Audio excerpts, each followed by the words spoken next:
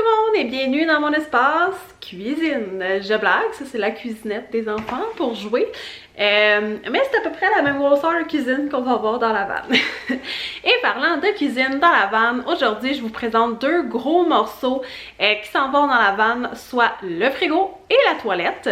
On le sait, une vanne c'est pas tant gros, faut réussir à trouver les bons trucs qui sont de la bonne grosseur, qui sont pas trop énergivores, qui vont fonctionner avec notre layout et nos besoins. Donc c'est vraiment deux gros morceaux, la toilette et le frigo dans une vanne. Donc je vais vous présenter les choix qu'on a fait. Je vais commencer par la toilette. Donc la toilette qu'on a choisie, c'est une Dometic. C'est le 5 gallons. Et dans le fond, c'est une toilette qui n'est pas connectée à l'eau et c'est pas une toilette style cassette. Dans le fond, nous, au départ, mon chum, qu'est-ce qu'il voulait? C'était mettre une vraie toilette de campeur dans la vanne. Mais après ça, on s'est vite rendu compte qu'avec l'eau noire que ça requiert, dans le sens de, tu sais, faut que tu aies une tank pour l'eau noire, en plus avoir une tank pour l'eau grise, puis une tank pour l'eau propre. Fait que là, on était là, ça marchera jamais d'avoir toutes ces tanks-là dans la vanne. Puis c'était assez compliqué, assez coûteux. Donc, on a rapidement laissé cette idée-là de côté. Sinon, après ça, la deuxième option, c'était les toilettes cassettes qu'on pouvait faire un trou pour sortir sur le côté de la vanne. Mais au prix que c'était, tu sais, c'est pas tant compliqué, mais ça rajoute quand même des étapes. Et au prix que la toilette était, on a laissé faire. Donc, notre choix, finalement, s'est arrêté sur la Dometic 5 gallons. Dans le fond, c'est une toilette qui fonctionne avec des produits chimiques qu'on peut mettre à l'intérieur. Il y a aussi des toilettes compostables qui existent. Et dans le fond, comment ça va marcher? C'est que c'est ici la partie en bas, c'est là que les déchets s'en vont, donc il va falloir l'enlever puis aller la vider dans un centre comme souvent là, pour les campeurs qu'on peut aller vider les eaux noires, ou bien on va pouvoir vider ça dans une toilette normale à la grosseur que ça a. On va essayer le plus possible de ne pas faire de caca dans notre toilette dans la vanne, mais tu sais, au moment là, si jamais il y a des urgences en plein milieu de la nuit, si jamais Laurence qui a mangé des produits laitiers, qu'on aura besoin d'une toilette, si on n'en trouve pas, tu sais, on le sait avec la situation présentement, des fois il y a des places qui sont pas toujours ouvertes, avec les manques de main d'œuvre aussi, des fois il y a des restos que la salle à manger n'est pas ouverte, donc d'un coup qu'on est off the grid, je sais qu'il y en a qui font ça dans la nature, mais on a tellement vu de cas de gens qui laissent traîner leur papier de toilette et tout. Puis avec les enfants, je trouve ça vraiment plus compliqué. Donc vraiment avoir une toilette dans la vanne, pour nous, c'est un essentiel parce que c'est pas tout le monde qui en a. Mais pour nous, c'était essentiel aussi si on voulait aller dormir dans des places comme Terrego, des choses comme ça, que ça prend la toilette dans ton installation. Donc c'était vraiment important pour nous d'en avoir une. Donc c'est ça, on va essayer de pas faire de caca dans la vanne, mais au moins si on a une envie pressante, ben on l'a avec nous. Puis on n'aura pas besoin de courir après une toilette. Puis sinon, c'est sûr que les numéros 1, mais tu sais, le matin, tu sais, pas courir après une toilette ou au milieu de la nuit, si un enfant qui a envie, la toilette est là, on n'a pas besoin de sortir dehors et de se casser la tête. Donc, c'est une toilette qui va fonctionner avec la pompe manuelle.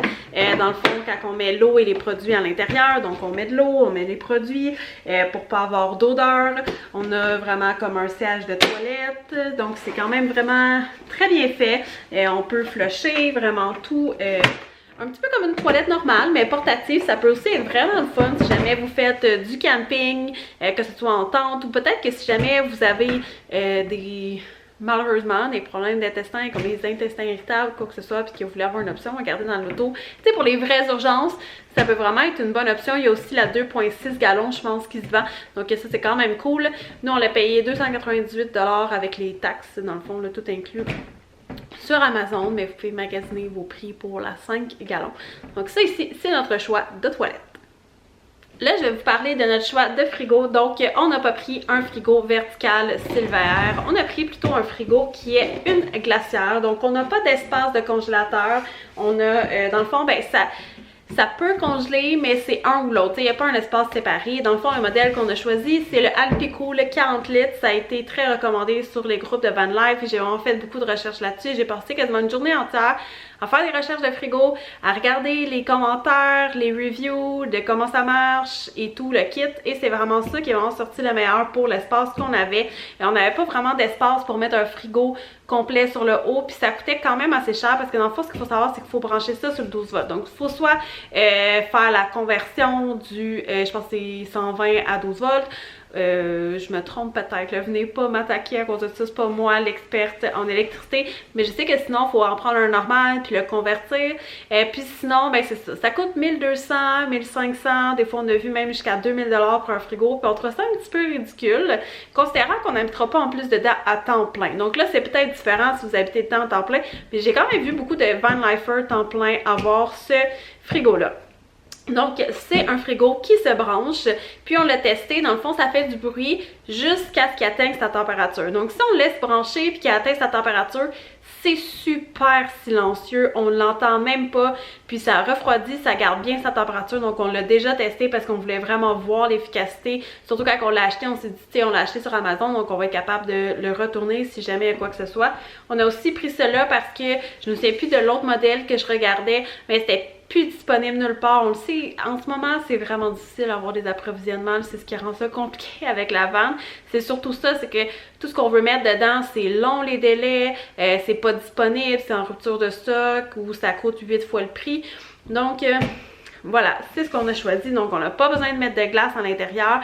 Et nous, ce qu'on va faire, c'est qu'on va mettre une planche avec un coussin par-dessus. Donc, ça va aussi faire une assise supplémentaire dans la vanne. Et c'est quand même assez spacieux, donc c'est ça, comme que je vous dis, on a fait un test, c'est assez spacieux, on est super satisfait. C'est un frigo qui est chinois par contre, Alpicool, c'est chinois. C'est pas fait aux États-Unis, c'est pas fait au Québec, au Canada. Mais j'ai regardé, puis vraiment, c'était comme les seules options, il n'y avait pas 8 millions. Mais de toute façon, on le sait, avec les électroniques, c'est pas tout le temps facile d'avoir des options qui sont faites au Canada, faites au Québec. Donc, c'est ce qu'on a pris comme choix. Et il y a même une prise USB sur le dessus, ce qui est quand même cool, là, si on a envie de charger un téléphone ou quoi que ce soit. Et mettons qu'on s'en va peut-être à la plage ou quoi que ce soit, ben on pourrait quand même l'amener avec nous. Il y a des poignées, c'est quand même lourd par exemple, mais il est vraiment bien ventilé. Donc c'est vraiment une super de bonne option. Donc, et voilà pour nos options de toilette et de frigo. Si jamais vous avez des commentaires constructifs, vous pouvez me les dire en commentaire ou des suggestions peut-être pour d'autres personnes. J'ai pas envie de savoir que c'était pas des bons choix ou qu'il y avait d'autres choses. On a vraiment fait beaucoup de recherches. C'était vraiment dans ce qui correspondait à notre layout de van et à nos besoins. Il faut pas oublier qu'on a 2 enfants. Je sais qu'il y en a beaucoup qui font la van life justement, qui n'ont pas d'enfants. Donc, ça change quand même la donne. Et ça change la donne de qui sait c'est quoi l'espace qu'on a. Et nous, on a fait le choix d'avoir un espace douche et toilette. Donc déjà là, ça enlève l'espace. On a les bancs doubles des enfants, ça l'enlève de l'espace. Donc vraiment, ça, c'est nos choix qui correspondaient avec qu'est-ce qu'on avait et aussi notre budget. Parce qu'il faut être réaliste. Faire une vanne, ça peut quand même coûter assez cher. Et en passant, je pense que je ne l'ai pas dit, mais le frigo, il nous a coûté, je pense, avec les taxes et tout, à peu près 520 $. Donc, c'est quand même pas si pire, considérant que les autres options de vrai frigo debout pour une vanne, c'était plus de 1200 $, donc on a sauvé la moitié du prix quand même. Et voilà, c'était tout pour la vidéo d'aujourd'hui. J'espère que vous avez beaucoup aimé ça. Si oui, n'oubliez pas de faire un petit thumbs up et de vous abonner à ma chaîne si ce n'est pas déjà fait pour avoir d'autres conseils, réno, aventures van life et tout ça. Et aussi pour suivre peut-être nos prochaines activités et escapades parce que ce week-end, on a une belle escapade qui s'en vient. On s'est payé une fin de semaine au Mont-Tremblant. J'ai vraiment hâte de vous amener avec moi là-dedans. Donc on se revoit pour une prochaine vidéo. Bye!